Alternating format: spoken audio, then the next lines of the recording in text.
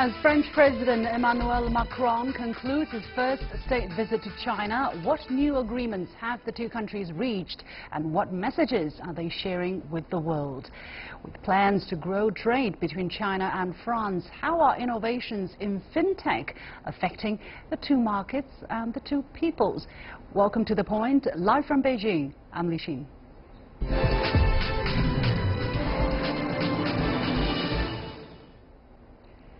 French President Emmanuel Macron wrapped up his three-day state visit to China on Wednesday. A leader who once described himself as a Maoist, Macron wanted his visit to show that he is paying high attention to the China-France relationship. The two sides signed 20 cooperation agreements in areas such as nuclear power, aerospace and health services on Tuesday. Chinese President Xi Jinping said China is ready to enhance mutual trust and cooperation with France to further boost their comprehensive strategic partnership. Macron said he believed that his China visit would be a new milestone in advancing EU-China ties. So how will the two sides accommodate each other's core interests and major concerns, and what can Paris do to promote EU-China ties? I'm happy to be joined by Professor Joav Toker from the International Relations Program at the American Graduate School in Paris, and in the Beijing studio, Professor Cui Hongjian, Director of European Studies at the China Institute of International Studies.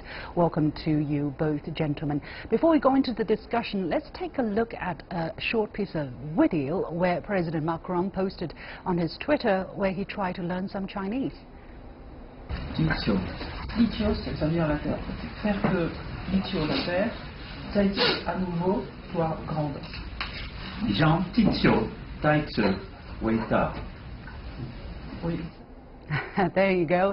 That's French President Macron saying, let's make the planet great again. So, Professor Toker, why do you think he wanted to emphasize this sentence? What message does he want to send, and why does he want to say it in Chinese?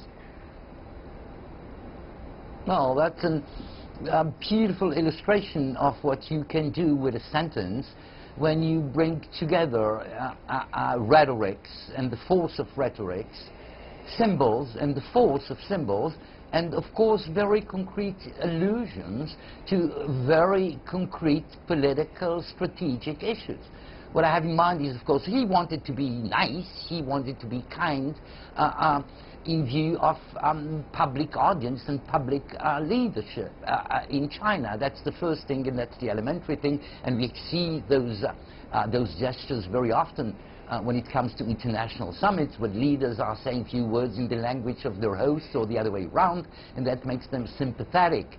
That's the obvious and perhaps the lighter thing, but I think what Mr. Macron was trying to do beyond those polite gestures is indeed to refer to what is perhaps the most far-reaching, large, international, multinational issue of our days, namely climate change. And in that sense, of course, this is hardly mainly political gesture, as we know that the most marking fact over the last period of time is, of course, the fact that President Trump's USA had withdrawn from the Paris Treaty and had altered dramatically the overall conditions under which all nations all over the planet are trying to do something in order to catch up with the dangers related to the environmental perils. So it is not just politeness, it's not just a rhetoric gimmick, it is content, and content in the very deep political sense. That's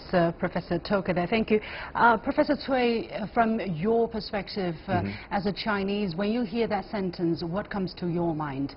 Yes, I think I got a very, two deep impressions from this video. Firstly, President Macron, did a good job to take use of this internet as a, public diplomacy instrument. As we know that Mr. Macron also did a good job during his election to be the French president. And of course, another, impression is it's a, how to say, continue of this, French or Mr. Macron's diplomatic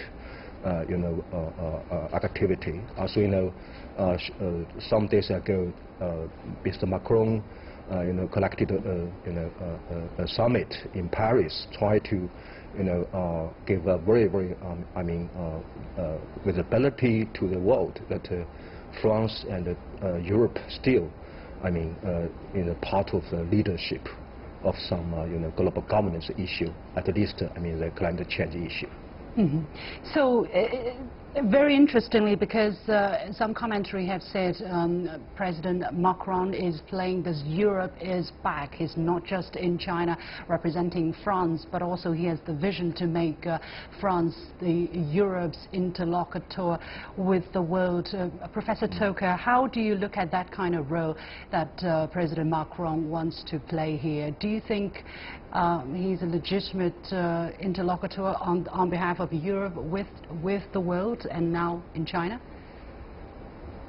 It is a relevant point. I wouldn't say that he is or he isn't in a clear sense, but it's true that conjuncturally, when we're looking at the situation right now, look at the political map of Europe today. The most powerful single power in Europe, economically and politically, namely Germany, is looking for a coalition government for almost 4 months now and hasn't found yet. It will find its equilibrium. One large power, the Britons, are into the Brexit procedure, which leaves a lot of issues unclear.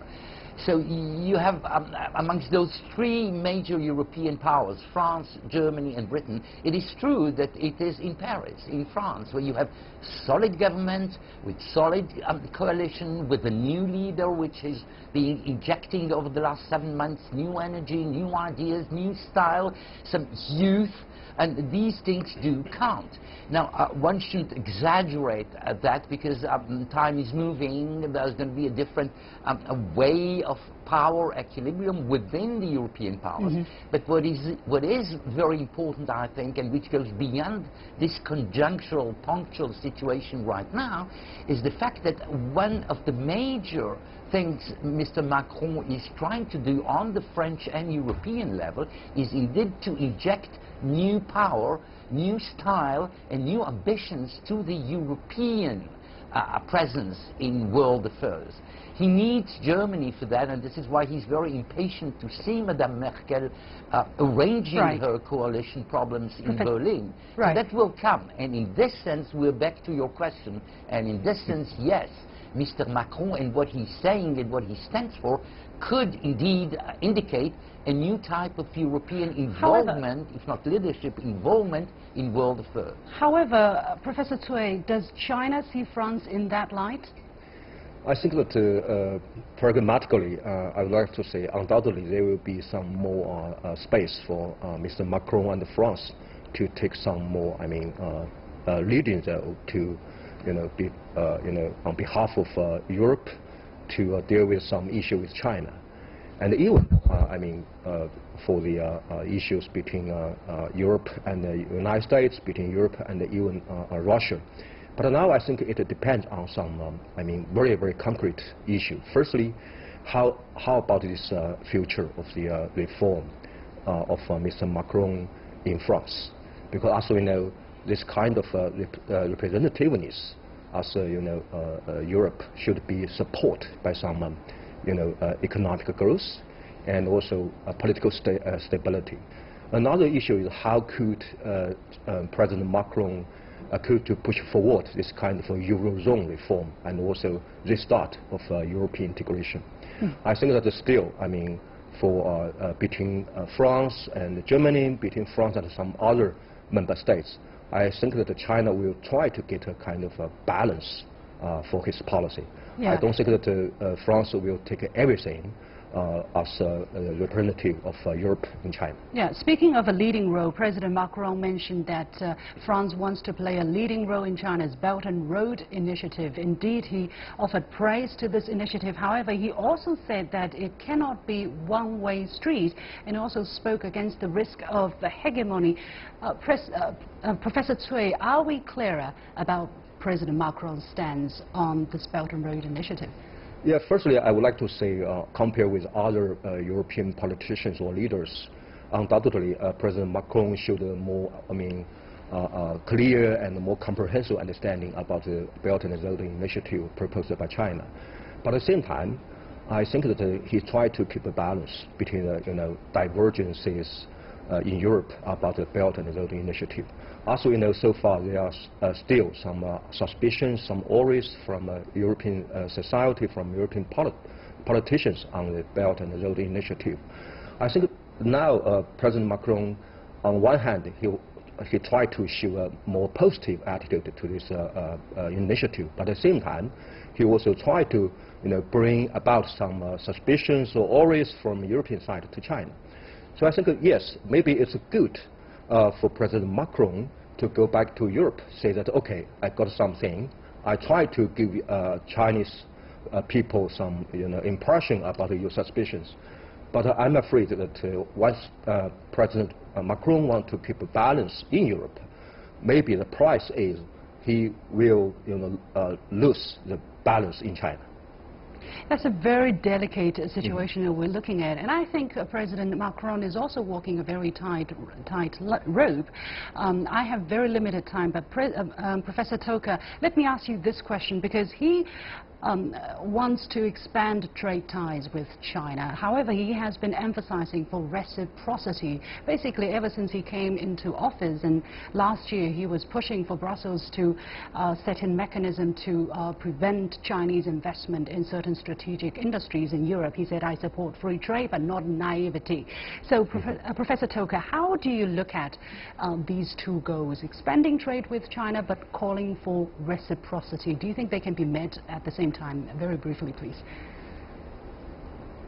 Yes, I think that they could be met, but I agree with you and with your opening statement of this question regarding the very delicate nature of this operation. But let me introduce something which is somehow larger and goes into deeper waters. France in particular, but the West in general, are not accustomed to what is happening over the last generation or so, namely the emergence of a non-European, non-Western superpower coming from somewhere elsewhere, from the Western traditional world, and taking leadership and accumulating achievements in a scale which has never been known to the world for centuries. So this is something which is difficult for the West to perceive beyond specific politics, politics of the day or of the decade even. I believe this is also difficult on the Chinese side to perceive in terms of perspective, regardless of the options taken by the Chinese authorities. So, on the longer range, the longer time level, this is something that will take time for politicians, for historians, for analysts to analyze and to get accustomed to. And it is normal that there would be frictions, there would be approximations, and there would be perhaps some errors done on both sides. And this is where we are, and we're going to be for some time now. Thank you very much. We have to leave it there. Professor Joav Toker from the International Relations Program at the American Graduate School in Paris, and Professor Cui Hongjian, Director of European Studies at the China Institute of International Studies. Well, I have this first point to make. The fear about Chinese investment in Europe has been on the rise, with the local population being led by the local media in calling for China to open up its market in reciprocity. We have heard many examples being cited by analysts or journalists in the West in this regard. However, what China has been doing is to follow the market. If there is a commercial project up for bidding in other parts of the world, if it is not forbidden for Chinese investors to participate, why can't they give it a try? If there is no similar project up for bidding in China, what can people do? However, the asymmetricity in opportunities doesn't mean the two sides cannot cooperate to achieve win-win. For almost as long as China started reform and opening up 4 decades ago, foreign investors have made great profit of the Chinese domestic market. Often what they made in China would help support their global operations.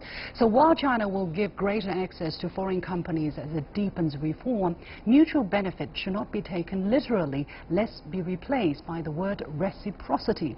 In human history, we have always traded what we have for what we don't. And that's the only way for trade to flourish and to benefit everybody. You're watching The Point. We'll be back right after this. Not long before Macron's China visit, a young French man by the nickname of Gangdan, or Steel Eggs, who has lived in China for 8 years, complained in a video he posted online about his home country's backwardness in terms of fintech compared with China. He asked Chinese viewers to share the video as much as possible to grab the attention of Ma Huateng, or Pony Ma, the founder, chairman and CEO of Tencent, Asia's most valuable tech company. Why is Gangdan so passionate about China's WeChat pay system? What common benefits could people in France expect with improved ties with China? For the discussion, we have Philippe Monnier, the founder and director of Monnier Business Consulting, based in Geneva. We have in the studio Xu Qingduo, a current affairs commentator. And to answer Gangdan's questions about WeChat, we have Wan Li from Tencent's WeChat team with us in the studio. Welcome to all of the gentlemen. But first, let's take a quick look at the complaint and praise clip. 我在中国生活已经8年了，我现在连钱包、现金都不用，我直接拿我的手机出来，然后扫一下那个二维码，ta da，成功了。但是我们在这里还需要用银行卡，还需要用现金，太笨了，太落后了，实在是。是的，我们在这里也有。 So, welcome to the show, Wan Li. We have heard what Gangdan was complaining about, that in France it's too stupid, it's too backward. How do you address that, his question? Can Tencent move WeChat to France so that everybody can enjoy that? Well, firstly, the team is very glad because the users love our product. And secondly, it is nothing to our surprise because according to our data, all foreign users in China, they appear to be more active actually than an ordinary Chinese user. Yeah, because they grab a red packet on WeChat. They red envelope, you mean, yes, of gift money. Yes, and regarding the French market, our business priority is we help the outbound Chinese tourists in their travel. We provide them with a very convenient payment method. They don't have to exchange currency, and they don't have to carry a wallet, just like what they do domestically. How much progress has that been made? I mean, for instance, right now, if I go shopping in Paris, is it already doable? Yes, in certain places. Yes, in certain places, especially for those tourist attractions and convenience stores and department stores with a high concentration of Chinese tourists. Okay, so it's only to service the Chinese who are traveling abroad. Is there any plan for Tencent to develop into the local market for French people consuming in French shops and restaurants? I think we are now actually currently serving the French people, because when we talk about French people, it's business and the shoppers. We are now, because the business demand is really huge, because they want to attract the huge Chinese buying power to their local market. So we address this part of demand first, and then if the regulations and all other requirements can be met and the demand is very obvious, then we will continue to address other demands. So for the near future, Gangdan still has to carry some cash when he goes back to France. And but for all the China-related establishment, he can use the WeChat. Qingduo, how do you look at this kind of disparity between the Chinese development of fintech and what is happening in other parts of the world? A lot of people are quite bewildered how China can go so much further. Well, I think China obviously has leapfrogged many developed countries, France included. If you look at the Chinese market, you have like 700 million mobile internet users, so they are ready basically to use WeChat, Alipay, all these kind of new devices or new means of payment. At the same time, I think the Chinese society, they are, people, the consumers, they love something new, and they are eager to accept and ready to accept new practices. That thing, and also because China is a developing country, somehow we leapfrogged, we skipped over the use of like writing a check or credit card. We go directly into the electronic means.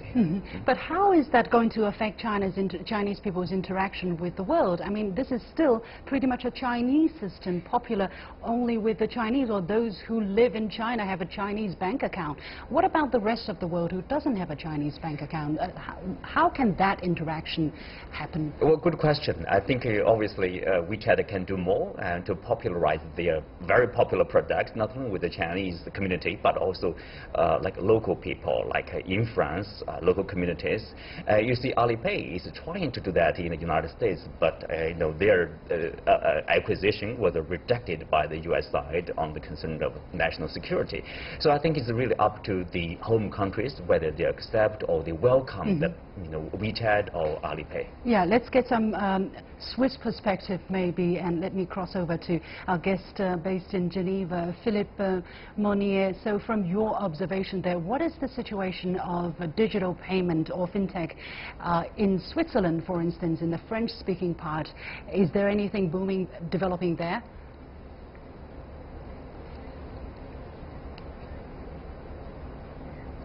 I think that many countries in the world try to be as advanced as possible in fintech. And for Switzerland, fintech is a very priority area because we have all those banks and we lost the banking secrecy, so we have to find something else to replace it. In some region of Switzerland, Zug, probably we are the world leader in cryptocurrency, the crypto valley in Zug. In terms of online payment, number one in the world is very certainly China. Probably it is not only, it has to do with technology, but also with very fast adoption. My experience is as Chinese, they are very good at adopting new technologies. How do you see the kind of barriers we are seeing in terms of international fintech interoperability, maybe?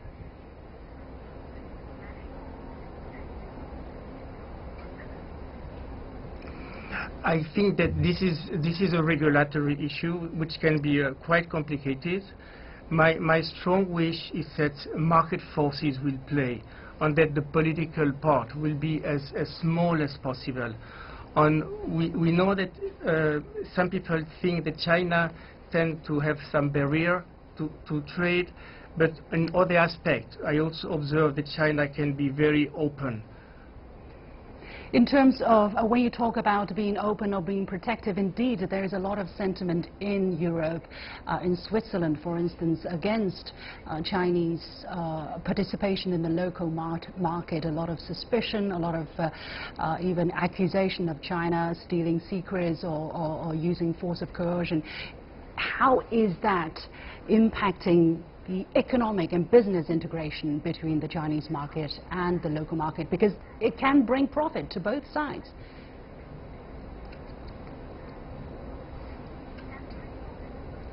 Yes, I would say that in general there are some people in Switzerland who are a little bit nervous about all those Chinese companies, about investment from China, but there are also a lot of people who really welcome them. Of course, I am one of them.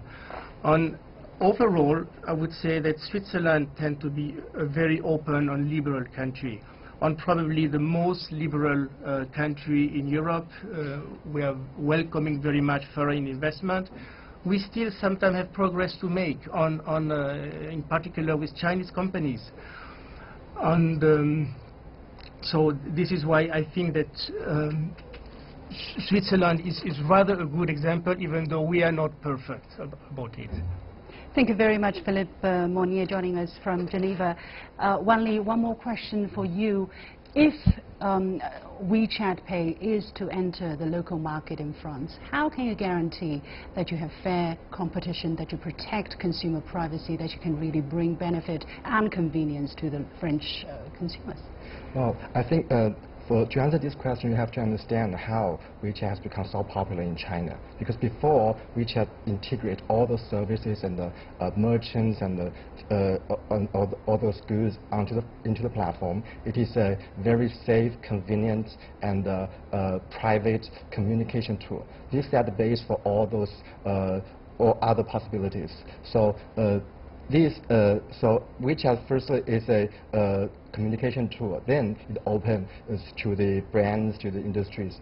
Right, but yeah. there was this incident, let's say, where some of the customers' annual expenditure was reported to have been shared by other people without people's understanding or consent. How are these issues being addressed so that in the future no such incident will happen? As far as I know, this incident has never happened on the WeChat Pay platform, because we have a very strict security control team to prevent all those risks to protect users from all those privacy issues. And Qingduo, do you really foresee that Chinese fintech companies can go global and service people in other parts of the world like MasterCard and Visa card? Well, I have a little doubt about that. With the growing presence of Chinese either business people and the tourists around the world, basically every corner of the world, you do see WeChat or Alipay. They are being used as the most convenient ways of paying, of shopping. And then you have people who come to China and pick up the habit and go back to their country, like Ang Gandan, is asking basically Pony Ma to do something with the French government. So you do see, like, there's a journalist, a friend of mine, basically, she stayed in China for a couple of years, and then she went back to her own country. She tweeted basically a couple of days ago, said, like, well, you stayed in China for some time. It's so weird to see our banks being closed on Sundays. So it's a different convenience. It's very convenient here in China, either with Alipay, either with WeChat. I think people are the same. We like a convenience. Let's wait and see. Of course, a lot of homework to do for these companies, for WeChat and for Alipay, and of course there will be huge competition, right, between the important players here. But let's wait and see what's going to happen in the near future. Anyway, we have to leave it there. Many thanks to our guests here in the studio, Xu Qingduo, current affairs commentator, and Wan Li from Tencent's WeChat team. And that is it for this edition of The Point with me, Liu Xin. As always, follow me on Twitter or Facebook using the handle The Point with LX. Download the application called CGTN to watch our show on your mobile devices, or go to YouTube and look for CGTN The Point. Thanks for watching. You've got The Point.